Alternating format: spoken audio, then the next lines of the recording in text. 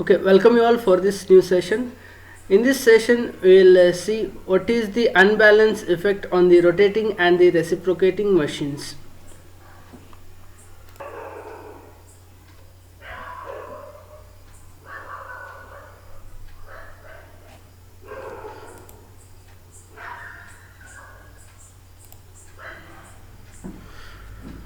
Okay, rotating machine.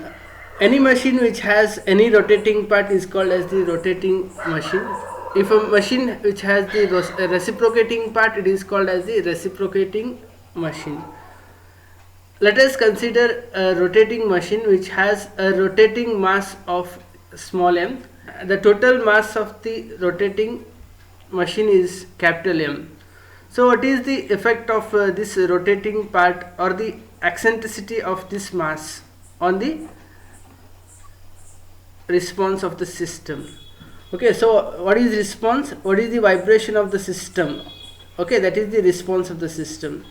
Here the source of excitation, it is the unbalanced force. It is created by the machine itself. When the CG of this rotating part, when it deviates from this axis of rotation, okay, when the CG it deviates from the axis of rotation, it creates the excitation force. It tends to vibrate. Okay, this is the source of excitation here. So what is the response or what is the vibration? Okay, that response we are studying here. Okay, the total mass of this machine, it is capital M. So the rotating mass, which is small m. So the non-rotating mass, it is obviously capital M minus small m. Okay, the elasticity of the machine, it is denoted as the spring, and the damping of the machine, it is C. Okay, it is shown as damper. Okay, so let us consider all the forces. We already know that in the first vibration, when it is the mass spring system, it is mx double dot plus cx dot plus kx is equal to f naught sin omega t, where f naught sin omega t, it is the forcing function. Here the forcing function, it is given by the unbalanced force. It is created by the unbalanced force when the CG of the rotating mass deviates from the axis of rotation. So let us consider the eccentric mass. It is small m. The position is at this point. So the displacement is x. So in addition to this x, the displacement caused by the rotating mass, that is E sin omega t. Okay, so the total displacement is x plus E sin omega t. Okay, the regular or the when there is no unbalanced force, then the displacement is x. Because of this unbalanced force, what is the displacement causes, that is given by this triangle, that is E sin omega t. So the total mass, it is x plus E sin omega t.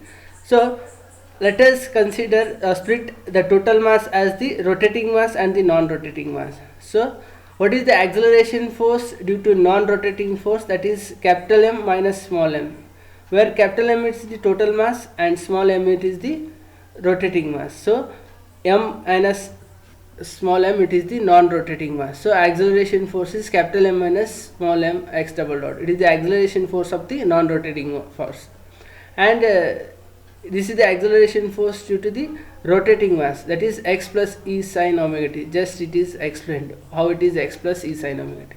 And the restoring forces due to the elasticity of the machine, it is kx, and due to the damping factors, it is cx dot. Okay, simplifying this, we have mx double dot minus mx double dot plus mx double dot. So this mx double dot and this get cancelled. So what you will get, that is capital mx double dot, capital M x double dot plus cx dot plus kx is equal to m omega square E sin omega t. Okay, see here, this m, if it is differentiated twice, then it is x double dot. Okay, so it is mx double dot, and differentiating this twice, So omega it comes out, so it is m omega cos omega t, it is minus. Again differentiating, it is minus m omega square e sin omega t. So minus m omega square e sin omega t. Okay, if this come this side, it is plus m omega square e sin omega t. Okay, so simplifying, this is the equation. You can compare with this forcing function with the forced vibration as it is derived in the last video sessions by graphical method and analytic. Okay, so what is the changes here? Okay, it is because of the unbalanced force created by the rotating mass. So the only changes is the F naught, it is replaced by m omega square e. Okay, so as in the response of the system we have derived, that is F naught divided by square root of this equation you compare with the last, that is mass spring system.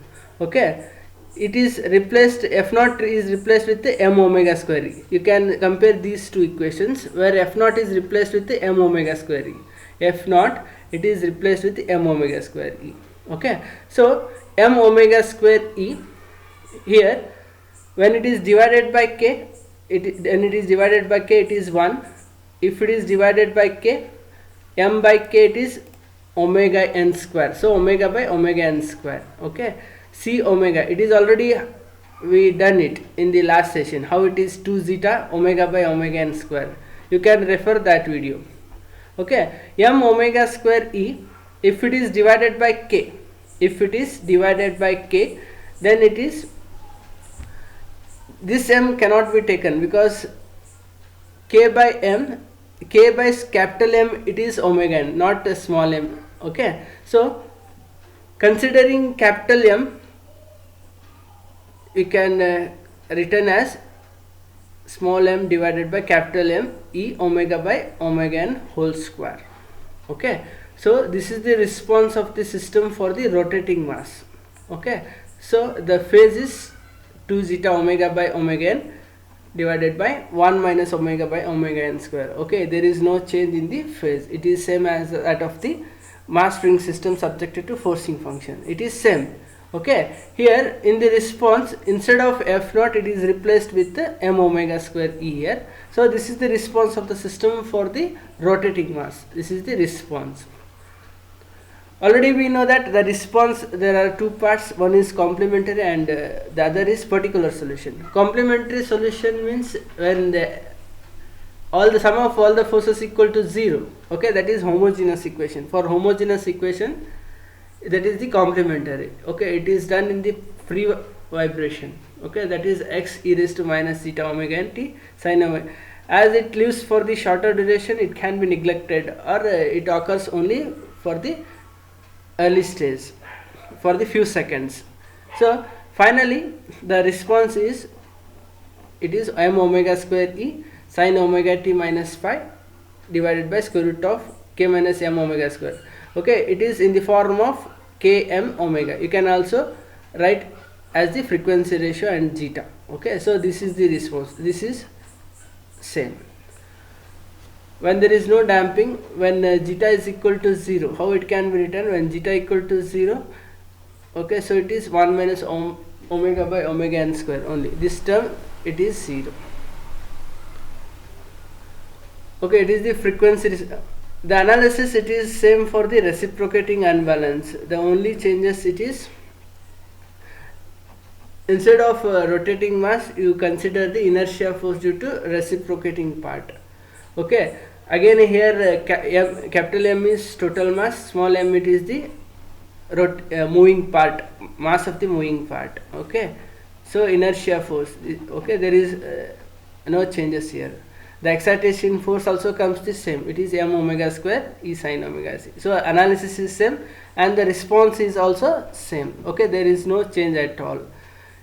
Here the small m, it is mass of the moving part or the reciprocating part. In case of rotating machine, it is rotating mass. Okay, this is the frequency response curve. Already we know what is frequency response curve for the different frequency ratio and different value, it is shown here. Okay, thank you.